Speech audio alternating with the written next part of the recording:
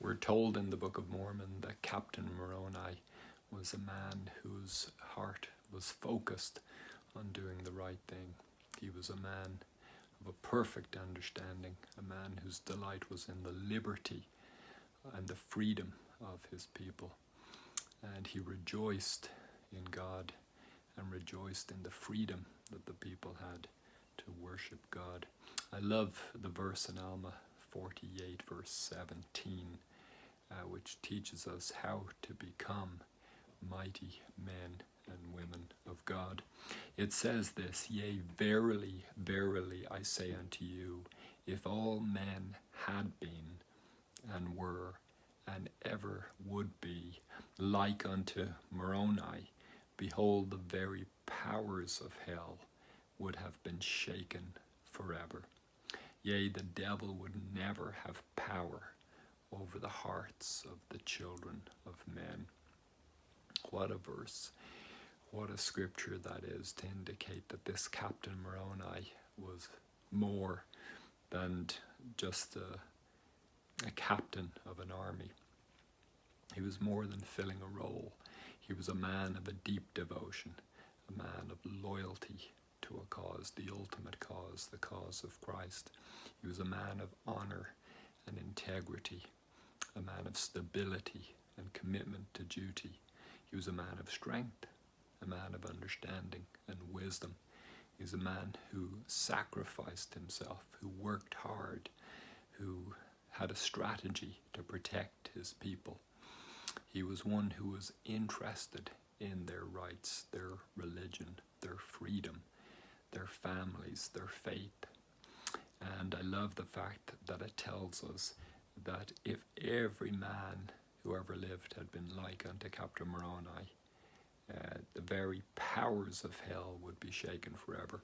Well, what are those powers? What are the powers of hell? Well, the powers of hell are the power to tempt, the power to deceive, the power to lie and trick, the cunning and the snares of the devil, the power to impress with flattery and with seductive words and with trickery and treachery, the power of lust and the power of envy and jealousy, and the power of ambition, unbridled ambition. These are the things that Satan seeks to exercise upon us. He seeks to trap us and to snare us in his treachery. And so Moroni wasn't going to fall for that trick. He was a man who was strong and firm in faith. So we're told the very powers of hell would have been shaken forever. No doubt the adversary tried to capture Captain Moroni, to tempt him, to entice him, to trick him. But he didn't fall for that. He was a man who was firm in faith, loyal in testimony, true in commitment. He was honorable. He was dedicated. He was devoted, persistent, and hardworking. A man of self-sacrifice, a man of principle, a man of courage under fire, of resilience, of faith, of fortitude, and his example to his people was to do likewise. We're told the devil would never have power over the hearts of the children of men.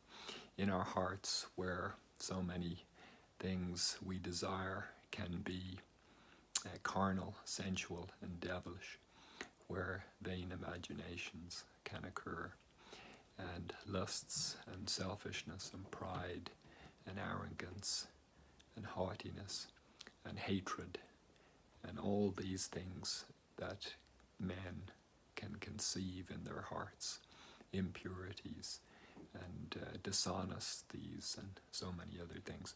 But Moroni did not give heed to these. He could not be captivated or conquered or curtailed by these. He could not be derailed or dissuaded by these. He could not be ensnared or trapped.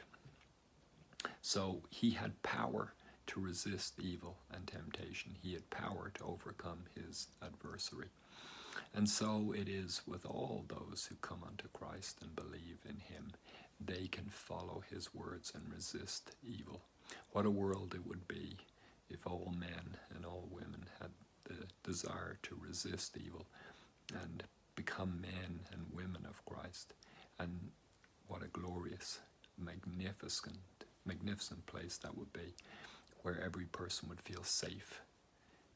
There would be no risk of being attacked or abused or wounded or lied about, or any of the troubles and treacheries, the envies and the jealousies that afflict and torment man. So we can become like Moroni. We can come off conqueror. We can come unto Christ and be men of principle and men of honor and men of truth and wisdom. How grateful I am to know that we can do that with the help of Jesus Christ.